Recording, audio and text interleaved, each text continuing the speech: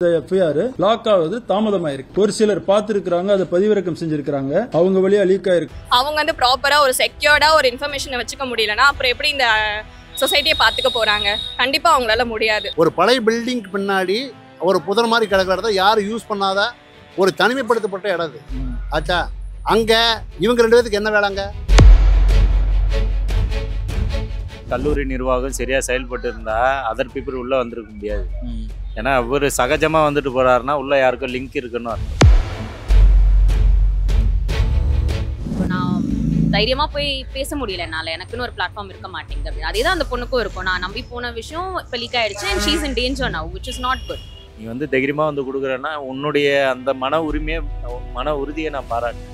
உண்மையில உனக்கு ஏற்பட்ட இழப்பு மாதிரி வேற யாருக்கும் ஏற்பட்டு இப்படி லீக் ஆச்சு. அடுத்தவங்க எப்படி வந்து அங்க எஃப்ஐஆர் போட்டீங்கன்னு சொன்னா இவங்க ஒரு காப்பி கொடுக்கணும். நீங்க இங்க அந்த காப்பி வந்து எடுத்து வந்து லீக் ஆச்சு. அவங்க கவர்மெண்ட் இருந்து மூலம் ஒரு லீக்கா கிடையாது.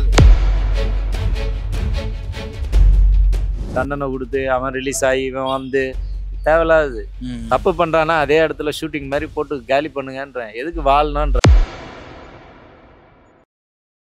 பேய் பிசாசு மோகினி பிடாரி குட்டி சேத்தான் ரத்த காட்டேரி கெட்ட ஜுன்கள் துருவாத்மாக்கள் காத்து கருப்பு கழிப்பு நாகதோஷம் வாஸ்து தோஷம் தீராத நோய்கள் செய்வினை பிரேதாத்மா பில்லி சூனியம் ஏவல் எடுக்கும் ஜின்பாவா நிலையம். தொடர்புக்கு ஸ்கிரீனில் தெரியும் நம்பரை அணுகவும். மேம் இப்போ வந்து பாத்தீங்கன்னா தமிழ்நாட்டுல சென்னையில அதுவும் ஒரு காலேஜ்குள்ள இந்த மாதிரி ஒரு பாலியல் வன்கொடுமை நடந்திருக்கு. அதை பத்தி நீங்க என்ன நினைக்கிறீங்க? எல்லா இடத்துலயும் நடக்கிற மாதிரி தான். எந்த இடத்துலயும் நடக்கக்கூடாத விஷயம் காலேஜ், அதாவது ஒரு சேஃப் ஸ்பேஸா சொல்ற எல்லா இடத்துலயும் நடக்குது. நிறைய நியூஸ் இந்த மாதிரி வருது. இடம் பொருள் இதெல்லாம் பார்க்காம கேட்கும் போது கஷ்டமா இருக்கு. பட் என்ன பண்ண முடியும்னு கேட்டா எனக்கு தெரிலங்க. கஷ்டப்படுறதை விட எனக்கு என்ன பண்ணணும்னு தெரில. ஆக்சுவலாக வந்து இந்த மாதிரி first of all security, it's a big campus. கண்டிப்பாக யார் வராங்க போகிறாங்க, நீங்கள் ஒரு லைக் அவங்க இன்ட்ரூட் தான் பண்ணியிருக்காங்க. ஸோ அது வந்து ரொம்ப ஸ்கேரியாக இருக்குது கேட்குறதுக்கு. அவ்வளோ பெரிய ஒரு யூனிவர்சிட்டி, அவ்வளோ பெரிய ஒரு ஏரியாவில் வந்து இந்த மாதிரி எவ்வளோ தைரியம் இருந்திருக்கும் அவங்களுக்கு வந்து இந்த மாதிரி பண்ணுறதுக்கு. சாரி. ஸோ அது கேட்குறதுக்கு ரொம்ப ஸ்கேரியாக இருக்குது. அவங்களுடைய எனக்கு தெரிஞ்ச கல்லூரி நிர்வாகம் சரியா செயல்பட்டு இருந்தா அதர் பீப்புள் உள்ள வந்திருக்க முடியாது. ஏன்னா அவர் சகஜமா வந்துட்டு போறாருன்னா உள்ள யாருக்கும் லிங்க் இருக்குன்னு அர்த்தம். சகஜமா உள்ள வர முடியாது இல்லையா? இப்போ நான் ஒரு வாக்கு எண்ணிக்கை நடக்குதுன்னா போன உடனே செல்ல பிடிங்கிறது, ஒரு பாஸ் கொடுக்கறது, வந்தவுடனே இந்த மாதிரி இருக்கிற இடத்துல அவர் எப்படி ஒரு தனிப்பட்ட நபர் உள்ள வருவார்? இப்போ இந்த பள்ளி நிர்வாகமும் அவருக்கு உடந்தையா இருக்கிறதுன்னு தானே அர்த்தம். ஆனால் அதை எதற்கு அவர் பயன்படுத்திக்கணுமோ அதுக்கு பயன்படுத்திக்காம வேற விதமாக பயன்படுத்துறது தவறு தான். ஒரு கட்சியில் இருக்கோம், ஒரு பொறுப்பில் இருக்கோன்னா அதுக்கேற்ற மாதிரி நடந்துக்கணும். நடந்துக்க தெரியலன்னா வாழ்றதே வேஸ்ட். எதுக்கு அது தேவையில்லாது? இல்லை, ஒரு பொண்ணாக வந்து பஸ்ஸில் போகிறதுலேருந்து ஷேர் ஆட்டோவில் போகிறதுலேருந்து எல்லா இடத்துலையுமே பயந்துட்டு தான் இருக்கும். ஆனால் வந்து இப்போது காலேஜ்லேயும் இந்த மாதிரி நடக்குதுன்னு நினைக்கிறப்போ ரொம்பவே கஷ்டமாக இருக்குது. ரீசெண்டாக ஃப்ரெண்ட்ஸ் எல்லாருமே ஸ்டேட்டஸ் போட்டப்போ தான் நான் என்னன்னு தெரிஞ்சுக்கிட்டேன். அது ஏற்றுக்க முடிய மாட்டேங்குது. நிர்பயா கேஸில் இருந்து சின்ன குழந்தைங்கலேருந்து இப்போது எங்கள் மாதிரி ஏஜில் இருக்கவங்களும் சரி. ஆனால் எங்களை தான் வந்து எல்லாரும் குறை சொல்கிறாங்க, நீங்கள் இப்படி இருக்கீங்க, இல்லை நீங்கள் அந்த பையன் கூட இருக்க, அதனால் வந்து நாங்கள் வந்து என்ன வேணாலும் அட்வான்டேஜ் எடுத்துக்கலாம்னு நினைக்கிறாங்க. ஆனால் அந்த மைண்ட் செட் ஏன் அப்படி வருது? சின்ன வயசுலேருந்து எப்படி பொண்ணுக்கு சொல்லிக் கொடுக்குறாங்களோ அதே மாதிரி பசங்களுக்கு சொல்லிக் கொடுத்து வளர்த்தா என்ன? இது எல்லாமே மாறணும். அதே மாதிரி சட்டமும் வந்து இன்னமும் கடுமையாக இல்லைன்னு தான் எனக்கு தோணுது. கொஞ்சம் கடுமையாக இருந்துச்சுன்னா வந்து ஒரு பயம் வரும். அந்த பயத்துலேருந்து அவங்க வந்து இந்த மாதிரி பண்ண மாட்டாங்க. அரசாங்கமும் சரி, நீதிபதிகளும் அந்த நீதிமன்றத்தில் அதுக்கான கேசஸ் வந்து கொஞ்சம் ப்ராப்பராக ரூல்ஸ் வந்து போட்டாங்கன்னா இன்னும் நல்லாயிருக்கும். நான் கவிஞர் சார் தில்லை சுப்பு. ஓகே. புத்தக எழுத்தாளர் நான். புரியுதா? நான் கவிஞர் தில்லை சுப்பு, புத்தக எழுத்தாளர். நான் எழுத புத்தகங்கள் வெளியே வந்திருக்குது. நான் ஒரு சமூக சேவகர். ஓகே, ஃபஸ்ட்டு சொல்லிடுறேன். முதல்ல அந்த கற்பழிப்பு நடந்தது. இப்போ அதே இடத்துல அந்த இடத்துல ஒதுக்கப்பட்ட இடம் அது. ஒரு பழைய பில்டிங் பின்னாடி ஒரு புதர் மாதிரி கிடக்கிறத யாரும் யூஸ் பண்ணாத ஒரு தனிமைப்படுத்தப்பட்ட இடம் அது. ஆச்சா, அங்கே இவங்க 2 பேருக்கு என்ன வேலைங்க? நான் கேட்குற ஒரே கேள்வி என்ன, இதெல்லாம் முட்டுருங்க. கற்பழிச்சான் போனேன் வந்தேன் எல்லாம் ரெடியாக இருக்க கற்பழிக்கிறதுக்கு. பொம்பளை கிடைக்கல ஒரு நாய்க்குமே. தெரியுமா உனக்கு? முதல்ல அத்தனை நாயும் குற்றவாளி ஆம்பளைங்க. தெரியுமா? ஆம்பளையாக இருக்கிற அத்தனை பேரும் குற்றவாளிங்கிற நான். 1-2 பேர் கிடையாது. ஆனால் அவனுக்கு வந்து பார்த்தா எதுவுமே கிடைக்கிறதில்ல. அவன் யோக்கியனாக இருக்க எல்லா பேரும். முதல்ல வந்து அந்த குற்றம் நடக்கிறதுக்கு ஏதுவான சூழ்நிலைக்கு இவங்க ஏன் போனாங்க? நான் கேட்குற முதல்ல பதில் சொல்லுங்கள்.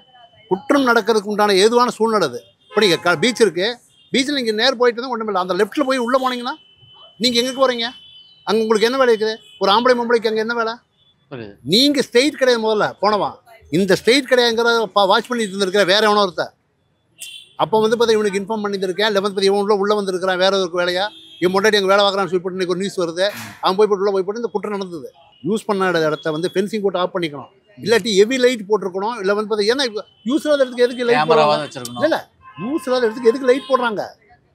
அப்போ நீ வந்து அந்த குற்றம் நடக்கிற இடத்துக்கு நீ போனீங்கன்னா யார் மேலே குட்டுறது? நைட்டு வந்து 9 மணிக்கு கூடு வந்து சேர்ந்து சொல்லிக்குமா இல்லையா பொண்ணை?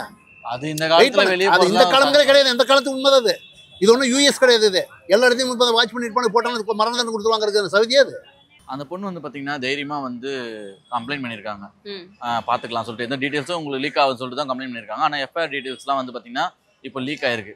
அதை பத்தி நீங்க எப்படி நினைக்கிறீங்க? கம்ப்ளைண்ட் பண்ண விஷயம் ரொம்ப தைரியமான விஷயம். இப்போ யார்கிட்ட போய் கேட்டாலும் இப்போ நான் கூட சொல்வேன், இந்த மாதிரி ஏதாவது எனக்கு ஆச்சு அப்படின்னா கண்டிப்பாக நான் கம்ப்ளைண்ட் பண்ணுவேன். பட் அந்த சுச்சுவேஷனில் இருக்கும்போது தான் தெரியும் எவ்வளோ கஷ்டமாக இருக்கும், எவ்வளோ தைரியத்தை உண்டாக்கி அவங்க கம்ப்ளைண்ட் பண்ணியிருக்காங்கன்ட்டு.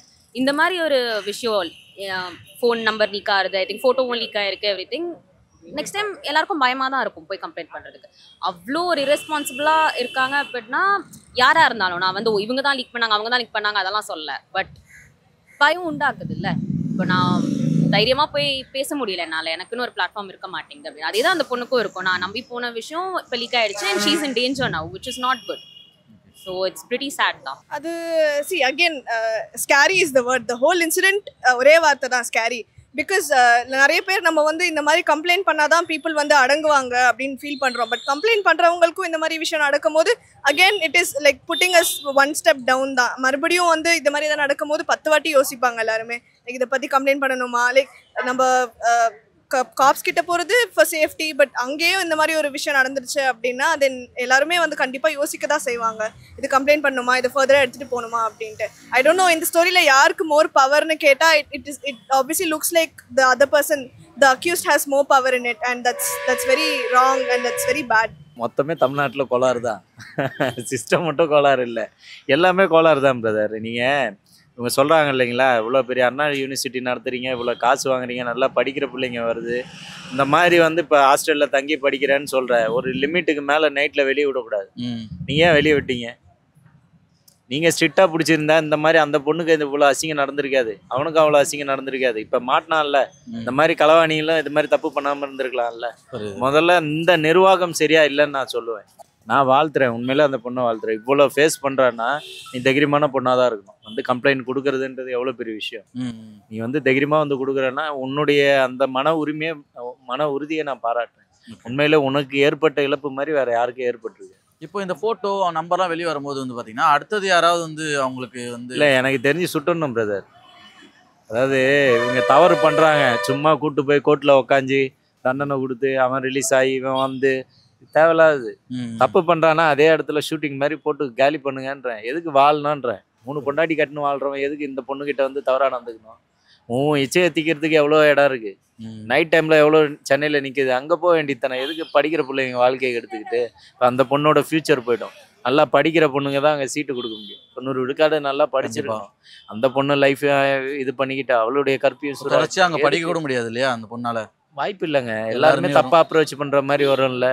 இன்னும் அந்த பொண்ணு துணிச்சலாக இறங்கி அவன் தவறு பண்ணவன் யாரு, அவன் தான் தலை குனியணும். இந்த பொண்ணு தலை குனியணும்னு அவசியம் இல்லை. தைரியமாக போய் படிக்கணும் எனக்கு தெரிஞ்சு. ஆனால் இப்போ வந்து பார்த்தீங்கன்னா 3 நாள் ஆச்சு, இன்னும் வரைக்குமே அவன் வந்து விசாரணை தான் இல்லை. அவங்க நான் ஒரு இதில் பார்த்தேன், முரசொலியில் துணை அமைப்பாளர்னு ஏதோ ஒன்று போட்டு இளைஞர் அணியில் எப்போ பெரும்பாலும் வந்து இந்த மாதிரி இஷ்யூ வரும்போது அவங்க காப்பாற்ற தான் முயற்சி பண்ணுவாங்க. ஆளுங்கட்சி காப்பாற்றுற வேலையை தான் பார்க்குது. நான் என்ன சொல்கிறேன், காப்பாற்றுறதுக்கு பதிலாக அவனுக்கு ஷூட்டிங் ஆர்டர் மாதிரி கொடுத்து அவனை கேலி பண்ணிங்கன்னா இந்த ஆட்சி வந்து பாராட்டுவாங்க.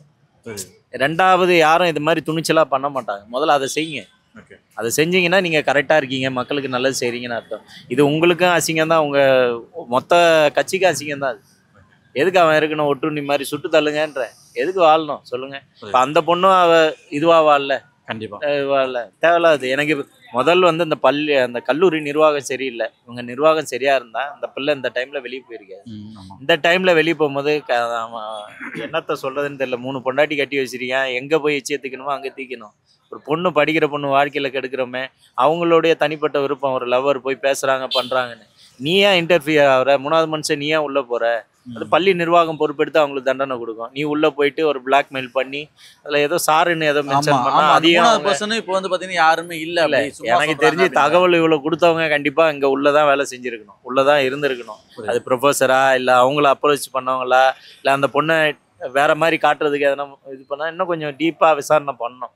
எனக்கு தெரிஞ்சு சுடுறது நல்லது. தயவு செஞ்சு சுட்டுருங்க. ரெண்டாவது வந்தா தவிர வேற எந்த கல்லூரிலையும் எவனும் செய்ய மாட்டான். ஒருத்தர் நம்பி தான் வந்து நாங்கள் வந்து இல்லை இது வந்து நிறைய பொண்ணுங்க வந்து இதை வெளியே வந்து சொல்கிறதுக்கே ரொம்ப தயக்கப்படுவாங்க. அது என் ஃப்ரெண்ட்ஸாக இருக்கட்டும் இல்லை நானாக இருக்கட்டும், எனக்கே இப்படி ஒரு விஷயம் நடந்திருந்தா கூட நான் வெளியே வந்து சொல்லுவேனான்னு கேட்டால் எனக்கு தெரியாது. ஆனால் அந்த பொண்ணு அவ்வளோ தைரியமாக வந்து தன்னோட விஷயம் வெளியே போகாதுன்னு நம்பி ஒருத்தர்கிட்ட சொல்லியிருக்காங்க. அது வெளியே வரக்கூடாது. அது 100% ரொம்பவே தப்பான விஷயம். அது வெளியே வருதுன்னா அதுக்கான தப்பு வந்து யார் சைடு இருக்குன்னா கவர்மெண்ட் சைடு தான் நான் தப்பு சொல்லுவேன். அவங்க வந்து ப்ராப்பராக ஒரு செக்யூர்டாக ஒரு இன்ஃபர்மேஷனை வச்சுக்க முடியலன்னா அப்புறம் எப்படி இந்த சொசைட்டியை பார்த்துக்க போகிறாங்க? கண்டிப்பாக அவங்களால முடியாது. ஸோ அதுக்கான ஸ்டெப்ஸை வந்து அவங்க வந்து ரொம்ப சிவியராக எடுக்கணும். இதுக்கு வந்து ஹியூமன் ரைட்ஸோ இல்லை வேற ஏதாவது சைடில் இருந்து அவங்க இனிஷியேட்டிவ் எடுத்து இதை வந்து ப்ராப்பராக இன்வெஸ்டிகேட் பண்ணணும்னு நினைக்கிறேன். இதுக்கு முடிவே கிடையாது. எல்லாமே எண்ட்லெஸ் டாக். வேற என்ன கொஸ்டின் இருக்கும் கூட சார்? அந்த பொண்ணு வந்து பார்த்தீங்கன்னா தைரியமாக வந்து கம்ப்ளைண்ட் பண்ணியிருக்காங்க. தைரியமா வரல, 2 நாள் கழிச்சு வந்திருக்காங்க. ஆனால் எப்படியோ வந்தா ஓகே. சில பேர் பண்ண மாட்டாங்க, அவங்க பண்ணியிருக்காங்க. அவங்களுடைய எஃப்ஐஆர் டீடைல்ஸ் எல்லாமே வந்து சேஃபா வச்சிருக்க வேண்டியது காவல்துறையோட. அது லீக் ஆயிடுச்சு. அது ஏன் லீக் ஆகுது? எப்படி லீக் ஆச்சு? அடுத்தவங்க எப்படி வந்து அங்க எஃப்ஐஆர் போட்டீங்கன்னு சொன்னா இவங்க ஒரு காப்பி கொடுக்கணும். நீங்க இங்க அந்த காப்பி வந்து எடுத்து வந்து லீக் ஆச்சு. அவங்க கவர்மெண்ட் இருந்து மூலம் ஒரு லீக்கா கிடையாது. இவகிட்ட வந்து எஃப்ஐஆர் காப்பி, அந்த காப்பி எடுத்து வந்து ரிலீஸ் ஆயிடுச்சு. அப்படிதான் தெரிய வந்திருக்காது. ஆனா போலீஸ் என்ன சொல்றாங்கன்னா இது சிஸ்டம் ஏதோ கோளாறுபடி. அதெல்லாம் ஒன்னும் கோளாறுபடி கிடையாது. இதெல்லாம் ஒன்னும் தப்பு. போலீஸ் என்ன பண்ண ஒரு இப்போ நீங்க பாண்டி பஜார் கூட பாட்டுக்கு போயிட்டு இருக்கா, வந்து ஒருத்தர் அறையறா, இது போலீஸ் அங்கே உட்காந்துட்டு பார்த்துட்டு இருக்கோம். சந்துக்குள்ள ஒரு கற்பழிப்பு நடந்து வச்சு அது வந்து போலீஸுக்கு என்ன பண்ண? முதலமைச்சர் என்ன பண்ணுவாரு? சிஎம் ஒன்றும் பண்றதுக்கு இல்லை, எதிர்கட்சிக்காரன் ஒன்றும் பண்றதுக்கு இல்லை. அண்ணாமலை சாட்டை அடிச்சா அறியாம அதை வச்சு அரசியல் பண்ற அறியாமை. இதை வச்சு ஒரு நாய் ஓட்டு போட போறது இல்லை. எதிர்கட்சிக்காரன் வந்து ஓட்டு போட போறாங்க. திமுக காரன் 10 பேர் வந்து அண்ணாமலைக்கு ஆஹா நீதிபதி ஆகி போயிட்டாருன்னு சொல்லி ஓட்டு போட போறாங்கன்னா அறியாமையின் கை குழந்தைகள் இவங்க எல்லா பேருமே. அவ்வளோ ஒரு செக்யூரிட்டியான பிளேஸ்ன்னு சொல்லுவாங்க. அண்ணா யூனிவர்சிட்டின்றது ரொம்ப ரொம்ப செக்யூரிட்டியான பிளேஸ் சொல்லுவாங்க. ஏன்னா பக்கத்துலேயே ஐஐடி இருக்கு, கவர்னர் மாளிகை இருக்கு. இதெல்லாம் இருந்துமே வந்து பார்த்தீங்கன்னா அந்த மாதிரி ஒரு சேஃப்டியான இடத்துல நடந்திருக்கு. அதில் சிசிடிவி கேமராலாம் உள்ள இல்லைன்றாங்க. அதை பற்றி நீங்கள் நினைக்கிறீங்க? எனக்கு அங்கே அண்ணா யூனிவர்சிட்டி சேஃப்டி பற்றி தெரியாதுங்க. எனக்கு I think the most safest place. I think ஹாஸ்பிட்டல்ஸையும் நடக்குது, ஸ்டாஃபுக்கும் நடக்குது. ஸோ எனக்கு சேஃப்டி பற்றி எப்படி நடந்துச்சு, யார் என்ன எல்லாம் தெரியாது. வெளிலேருந்து பார்க்கும்போது இட்ஸ் பிரிட்டி சேட். யாருக்கும் நடக்கக்கூடாத ஒரு விஷயம். So it's just sad. எனக்கு அந்த நுவான்சஸ்லாம் எனக்கு தெரியாதுங்க. ஃபர்ஸ்ட் ஆஃப் ஆல் கேமரா இருந்துச்சா இல்லையான்ட்டு எனக்கு ஷுவரா தெரியல. அது மேபி இப்ப ஃபிக்ஸ் பண்ணிட்டு இருக்காங்க இல்லன்னு சொல்லிட்டு இது பண்ணி இப்பதான் ஃபிக்ஸ் பண்றாங்க.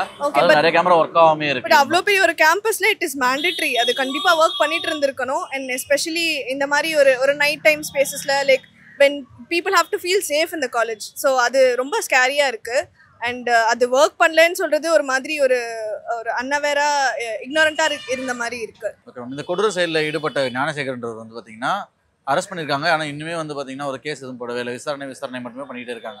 அது என்ன காரணமாக இருக்கும்னு நினைக்கிறீங்க? இந்த கேஸுன்னு இல்லை, இது வரைக்கும் எந்த கேஸில் வந்து ப்ராப்பராக உடனுக்குடனே நடந்திருக்கு எங்களுக்கு கிடச்சிருக்குன்னு கேட்டோம்னா கிடையாது. எல்லாத்துலேயும் வந்து பசங்களுக்கு ஒரு எல்லாரையும் ஜென்ரலாக சொல்லலை. இந்த மாதிரி தப்பு செய்கிற பசங்க வந்து எப்படின்னா பொண்ணுங்க வந்து வெளியே சொல்ல மாட்டாங்க அப்படின்ற வந்து ஒரு கட்ஸில் வந்து நிறைய தப்பு பண்ணிடுறாங்க. அதே மாதிரி நமக்கு கூட ஆளுங்க இருக்காங்க, சப்போர்ட் இருக்காங்க, இல்லை ஆல்பலம் இருக்குது பார்த்துக்கலாம் அப்படின்ற ஒரு கட்ஸில் பண்ணுறாங்க. ஆனால் அது முழுக்க முழுக்க தப்புன்னு அவங்க உணரணும். அது உணரணும்னா இவங்க வந்து அதுக்கான கவர்மெண்ட் சைடில் ஸ்டெப்ஸ் எடுக்கணும்.